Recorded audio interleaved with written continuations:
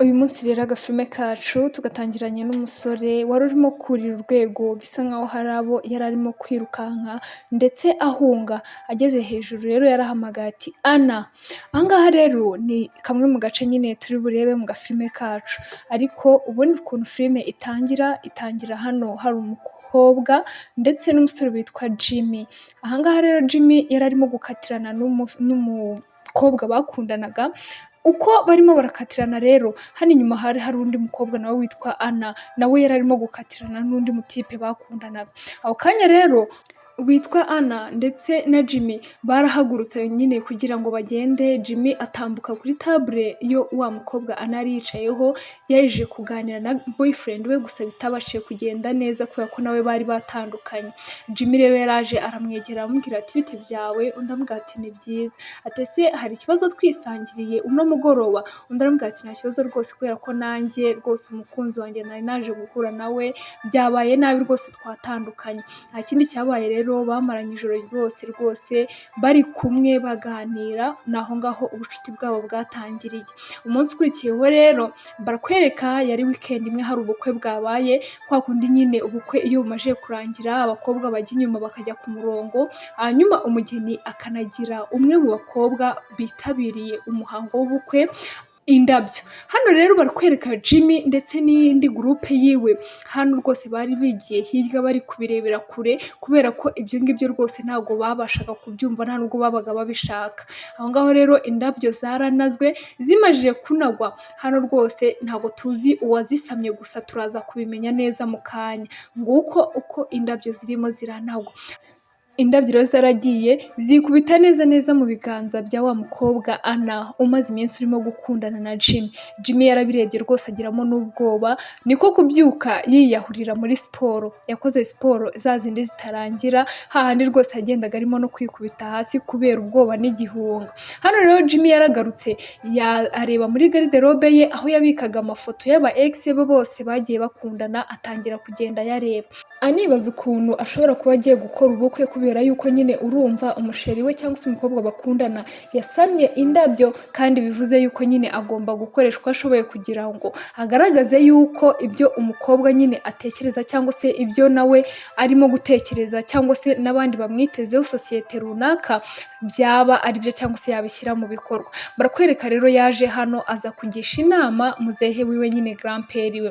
Arangije grandpère we yaramubwiye ati rwose mwana wanjye ibyo ngibyo nibyo rwose, kubera ko imyaka muba mugezemo muba mugomba gukora ubukwe. Undi nawe aramubwira ati rwose si njyewe uzarota nje mu bukwe bwawe nkafata kano kamikoro nkavuga ni rwose muhungu wanjye uranshimishije cyane. Arangije aramubwira ati kandi nta nubwo ugomba kugira ubwoba, ati nose ko atari we wa mbere ugiye kubinyuramo, ati ubukwe ni ngombwa kandi ni ikintu cy'ingenzi, ati ahubwo mwana wanjye akira ino mpeta uzagende nyine uyambike uwo ukunda, ati kandi rwose ndahari nanjye nzabashyigikira. Hano rero umusaza uko yari arimo kubimubwira yari yibereye hano rwose anatetse inyama, akamubwira ati reka ngutekere inyama nziza cyane kandi nizere yuko rwose uri bugende ukabitekerezaho. Umusore rero akuye kuraje nyinshi kwa grandpère we cyangwa se sekuru we, yaraje hano ahita ategura ameza ndetse asohokana umukobwa amuzana hano kugira ngo abashe nyine kubimubwira amupropose. Wibuke ko grandpère we yari yamuhaye n'impeta. Amaje kugera hano rero umukobwa yaje yambaye neza ndetse aramubwira ati none se mpamagaye kugira ngo tuganire kuki cyangwa se twaba tugiye kuganira iki kuri uyu munsi. Undi aramubwira ati rero buriya nyine hari ikintu njya ntekereza cyangwa se njya nshaka kukubwira. Undi aramubwira ati ariko wambwira nta kibazo rwose wibica ku ruhande kubera ko nteze amatwi kandi nyine ndahari hano ku bwawe. Uyu nta wundi rero ni Anne na Jimmy bari barimo baraganira, gusa Jimmy kubera kwiyumvamo nyine bya bintu byo kumva yuko atagomba gukora ubukwe cyangwa se atagomba kubaka urugo, hano rwose byarangiye bibaye nabi, ashwana n'umukobwa kubera yuko yanze kumubwira icyo yamuhamagariye, kubera ko yari yakomeje no kugira n'ubwoba birangira n'impeta ayisubiranyeyo. Hano rero Anne yari yabibonye yuko koko umusore ashaka kumuporopoza, kubera yuko nyine urabyumva nyine nk'umukobwa nawe umajije gukura nta kindi kintu cyari kiri mu mutwe we. Arangije rero nta kindi cyabaye, yaje hano kwa mukuru we ari we Jane, aza kumuganiriza aramubwira ati rwose Anne sinzi impamvu urimo kumva wabyishyizemo cyane, ati ariko nabyishyizemo ati kubera ko nyine nicyo gihe niyo myaka yacu. Undi aramubwira ati ariko se ibyo ngibyo ninde wabikubwiye? Undi aramubwira ati ntawabimbwiye, ariko byibuza n'umusore dukundana nyine rimwe na rimwe mba mbona afite gahunda. Ati ariko reba nk'uyu munsi yateguye dine imeze neza, ati ariko byarangiye nyine bibaye nabi. Hano rero Anne yigarukiye mu kazi, gusa nubwo yagarutse mu kazi nyine ahantu hose bari batuye amakuru yari amakuru, byari biri kuvugwa yuko hano rwose umusore Jimmy yaba yaragiye gutera ivi rwose bikarangira bimunaniye, cyangwa se yaba yaragiye guporopoza Anne bikarangira atabikoze. Barakwereka yari ari hano ahantu ho bagurira n'indabyo. Barakwereka rero nyuma y'iminsi mikeya nabwo umusaza sekuru wa Jimmy yaje kwitaba Imana. Urumva nyine Anne ntabwo ari gukomeza kumurakarira kugeza ubwo nyine ataza kumuha condoleance nyine ngo amwihanganishe nk'abandi. Yaje kumureba amuzanira indabyo, arangije Jimmy aramubaza ati ariko se hagira ikintu nkubaza? Undi aramubwira ati nta kibazo rwose mbaza. Ati hari ikibazo nyine ibyanjye nawe bikomeje? Hano umukobwa yaramubwiye ati nta wundi muntu ndakingurira amarembo, ariko nukomeza nyine kwirangaraho nihagira undi muntu rwose uza njyewe nzamwemerera nta kibazo nifitiye. Habaye ngombwa rero yuko haba inama y'umuryango. Bose baje mu nama y'umuryango kugira ngo baze kumva icyo grandpère cyangwa se muzehe wa Jimmy yasize avuze, cyane cyane ko ari nawe babanaga kandi ari nawe wamureraga nyine igihe cyose. Ahangaha rero yaje mu nama n'abandi bose batangira kubasomera ibyo grandpère yasize avuze. Barabasomeye ati rero ubu ngubu umusaza yasize avuze yuko imitungo igomba kuragwa Jimmy, ariko mu gihe azaba yashatse umugore bitarenze itariki ya muzehe y'amavuko ye, kandi itariki ya muzehe y'amavuko ye iraburaho iminsi 2 yonyine. Ati ni ukuvuga ngo ugomba gushaka umugore bitarenze amasaha 48. Ati ikindi kintu cya kabiri, nimumara kubana we n'umugore wawe ugomba kuzabyara umwana bitarenze hagati y'imyaka 3 ndetse n'imyaka 5. Ibyo ngibyo byose rero byaje kuzamura pressure ya Jimmy, atangira noneho gufata ya mafoto y'aba ex be akajya agenda abazengurukamo yongera kubashaka. Yageze ku mu ex wa mbere, akigerayo yahise asanga umu ex we rwose ari mariye ndetse yaramaje kubaka n'urugo. Hano rero nta kindi kintu cyabaye, yahise avuga ati oya reka mbanze nsubire kujya kureba Anne, mbanze basi numve yuko ubwo yanyemereye yuko nta kibazo nyine yambabarira ngende musaba imbabazi nongere mu propose. Hano rero iby'ubwoba noneho yabivuyemo, arangije ahita aza hano agiye kubona aho ngaho Anne ataragira ikindi kintu nyine avuga, agiye kubona imodoka ya padiri. Arangije aravuga ati none se bivuze yuko nimara kunyambika ino mpeta uri buhite unsaba yuko padiri adushyingira? Undi aramubwira ati yego. Hano rero Jimmy ibisusa byabyaye amazi kubera yuko Anne yahise amubwira ati ibyo byose rero impamvu noneho utinyutse ukaza kumpropoza nuko biri mu nyungu zawe, mu bigaragara hari icyo ushaka gutsindira. Jimmy yamubwije ukuri, gusa Anne nyine ahita avuga ati oya njye ntabwo ngomba gukoreshwa mu nyungu zawe nubwo nkukunda. Yahise yurira indege, amaje kurira indege arigendera.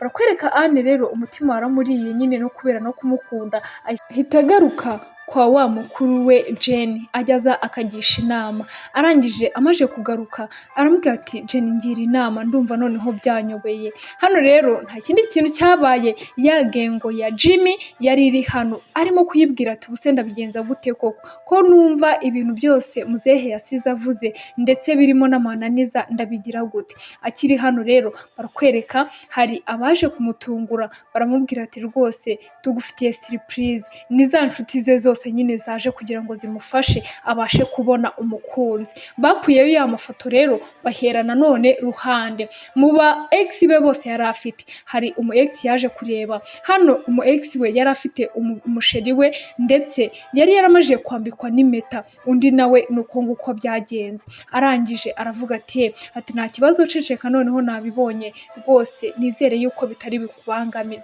Undi aramubwira ati ariko se ubundi byagenze gute? Undi aramubwira ati nyine nuku nguku ubireba, ati gusa nyine ntibigutere ubwoba, ubu ngubu njyewe ngiye gukomeza. Hano rero nta kindi cyabaye, Jimmy yorongeye afata imodoka ajya kureba undi mu ex we bakundanyeho. Akigera hano rero umu ex we yaramwishimiye aranamuhobera, mu bigaragara nyine we bishobora kuza gukunda kubera yuko ibya Anne byo byamajije kuyoberana. Hano rero umu ex we yaramubwiye ati none se hari ikibazo tubanye ko njyewe hari deal nshaka gukina rwose mu minota mikeya. Mu gihe rero ataramara kumubwira byose ibyo arimo gupanga nyine muri iyo deal, yumvishije umuntu uvuga nka Anne. Jimmy nubwo ari muri ibi byose akunda Anne cyane, arangije akigera hano yahise abura wa muntu. Amajije kumubura kubera ko yararebye asanga si Anne wari uvuze ahubwo ari undi muntu. Wa undi rero yagiye atwika igishushanyo arangije ahita yigendera. Nuko nguko undi nawe yagiye gushaka byagenze. Ajya kureba noneho undi mukobwa nawe w'umuhanzikazi bakundanyeho rwose ni Marina. Amaje kumugeraho rero yahise amubwira ati oya rwose njyewe rero buriya urabizi namaje kwiyubakira kariyeri y'ubuzima, ntago naba igikoresho cyawe rwose Jimmy, ibyo ngibyo byo byibagirwe rwose, ugenda ubyibagirwe. Uwo nguwo nawe nuko nguko yamukatiye. Barakwereka rero Jimmy yahise aza kureba undi nanone bakundanyeho nawe, ariko yabaye addicted n'igitabo nyine cyangwa se amakayi n'ikaramu. Ni umunyeshuri pe, ariga hahandi bizarangira umutwe awukubise hasi. Yaramubwiye ati hoya rwose njyewe ntago ngomba kuzayoborwa n'umugabo mu buzima bwanjye, ngomba kubaho nanjye ubuzima numva nisanzuye kandi nkagira n'igihe cyo kwiyigira. Barakwereka rero uko akomeje gushaka umukunzi ndetse na yagengo ye ndetse na padiri. Hano rwose imodoka bapfiriyeho nta kindi cyabaye, bahise bafata imodoka isanzwe nyine itwara abagenzi baba ariyo bagendamo. Hano rero Anne waje iwabo kugira ngo abaganirize ku bye na Jimmy, rwose barahageze batangira kwirira. Uko barimo bararya rero we na mukuru we, hano rwose mukecuru na muzehe bahora mu mapenzi adashira, bahora bari kwisomaguranira ndetse nta nubwo bari guha umwanya abana babo nyine baje kubareba. Bahora bavuga ati ndagukumbuye sheri, undi nawe ati ngiye muri dushe, atereko si waguherekeza. Rwose abana hano byabateye iseseme babura n'icyo bakora. Nta kindi cyabaye, bahise baza hano rwose binjira mu modoka yabo barigendera kubera ko babonaga ibya muzehe ndetse na mukecuru birimo birabatera ski, kandi n'inama baje kubashakaho rwose bareba nkaho batari buzibahe. Barakwereka rero Jimmy ntago yahagaze aho ngaho, ko yabuze Anne ntago yabura n'abandi bose. Hano hari undi mukobwa bakundanyeho, ariko uwo mukobwa yarabaye umupolisi ndetse unakomeye cyane. Hano rero yaje kumureba aramubwira ati ese wakemera gushyingiranwa nanjye nyine karidiru. Umukobwa yahise amubwira ati uzabaze sha, ngende umupolisi w'umunyamwuga. Yamukubise urushyi, amaje kumukubita urushyi aramubwira ati kandi ntiwongere kunyirukankaho, reka njye kwikorera akazi. Hano rero barakwereka uwo nguwo w'umupolisi bimajije kwanga, Jimmy ntabwo yahagaze kubera ko rwose yari afite aba ex benshi. Hari undi mu ex rero yari afite rwose we w'ishyano, usuzugura, umva udashobotse muri make, ariko kubera gukurikira amafaranga cyangwa se imitungo yaravuze ati rwose nta kibazo ndemera nyine nzatukwe nawe cyangwa se nzakubitwe nawe, dusinyane kontara, hanyuma ibye nibimara gukunda rwose nzamwemera nta kibazo, agende cyangwa se ipfa kuba nzaba nabonye ibyo nashakaga. Umukobwa rero yarabyemeye. Akimara kubyemera nyuma yaho baje kumusobanurira buri kimwe cyose nyine mu byo kontara izaba irimo, ahita yumva ko harimo no kubyara. Arangira avuga ati reka uzabaze njyewe ntabwo nshaka kubyara.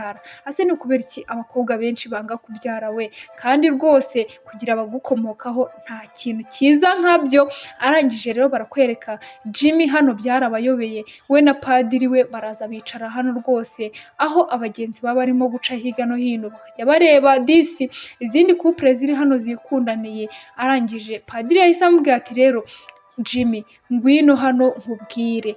Aramufata amujyana mu kato gatoya cyane. Amaje kumujyana muri bwa bwato aramubwira ati Jimmy njye rero ndagira ngo nkuganirize inkuru yanjye y'ubuzima. Buriya nubwo ndi umupadiri ariko nigeze kutungaho cyangwa se nigeze kugiraho umuryango.